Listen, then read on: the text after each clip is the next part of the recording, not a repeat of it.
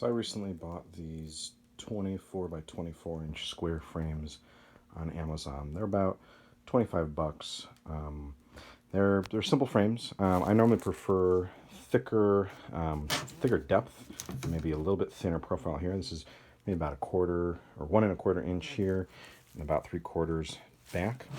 But it's a simple frame, and it does the trick. It comes with a nice piece of plexiglass, and the way that it attaches or opens up on the back is simply these little tabs.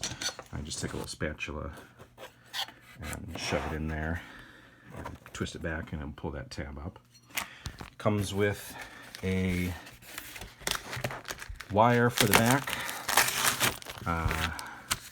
wire, 2 D-rings, and then even a little nail and nail anchor for the wall. So it's pretty nice. And what I've done is I've already cut some mat board to fit it, which I'll do in a different demo.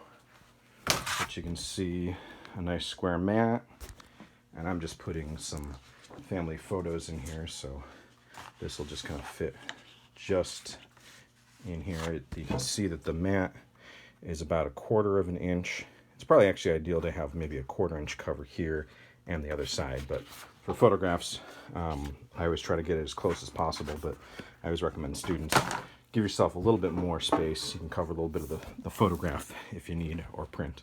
And then this plexiglass, you'll just pull the film off. There's a film on both sides, so it'll be nice and clear. And then wire it up when you're done. So I've sealed up the back and flipped over the tabs on this frame. And what I've done is, it's a 24-inch height frame. And it's always good to put your screws with your wire across at about 1/4 to 1/3 up. So I'm measuring from the inside of the frame to about 6 inches, which would be 1/4, and leaving off the kind of edge of the frame in my measurements. You can see what I did was I drilled a little hole, somewhere here. Yeah, pre-drilled a little hole just using the bit on my, the actual screwing bit, just to make a dent. And then I'll take my bag of parts and I'll open it up, put the screw through the D-ring, and just drill it right in there. Same across the other side. Okay, so now I've put the wire just through the D-rings on either side here and pulled the wire back. It's a bit long, there's more than 6 inches left over, so I've just kind of centered it. And what I'm going to do now is I'm going to make a pretzel knot. Now, to kind of illustrate that, I'll just draw it here real quick.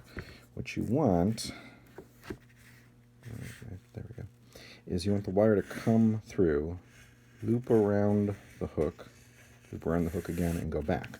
So basically the D-ring is going to be like this. So you go through it twice, and what that does is when there's pressure on the wire, it pulls the knot tighter. So it will never, the wire might break if you don't have strong enough wire. I have a light frame, so this is a really thin, light wire, but this is what came with it, so it's rated for the size of the frame. And it's actually coated in plastic, which is nice, so it gives it a little extra grip. But basically, as weight pulls on it, it makes sure the knot doesn't loosen, which is what would normally happen if you just tie a normal, a traditional knot or whatever, like tying your shoes. So this is what's important. And I'm going to try and do that real quick while holding the camera. We'll see if this will work. Okay. I'm going to go under and kind of pull it. Oops. Okay. It's going under, and I'm going to go then back through the loop and through itself. I don't know if this is easy to see because I'm not actually watching the camera, but I want to go through here and back through my loop. So when I pull it, it tightens down on itself. And this is what it should look like when you're done. And actually, I can pull that a little tighter. Okay, and then I'm just going to wrap the wire around itself. To get rid of the extra of this. I probably could just leave 2 or 3 inches, but it's only about 6, so I think that's fine to just wrap it. And I'll do the same over on the other side. And what I want is, I don't want to like pull the string too tight, but I want the string to go pretty much straight across. And if I do that consistently on all of my frames, the wire will be approximately the same place in the center when I need to put my hook in. It'll be, you know, within an inch relatively, so I don't have a lot of give. What you don't want is to have your wire so loose that when you hang it on the wall, it's sticking out above your frame. But if you put it in really super tight, when you put it on the wall, you're not going to be able to get your hand behind the frame to pull the wire out to get it on the nail on the wall or the hook. I guess if you're working on the gallery that has a wire hanging down from the ceiling, then that's not a problem. But most galleries you'd be actually nailing into the wall, and being super tight would be a little problematic. All right, and there's my finished product. It gives me, I don't know, about an inch leeway. If I pull on it, it'll probably give me 2, but that should be what I need.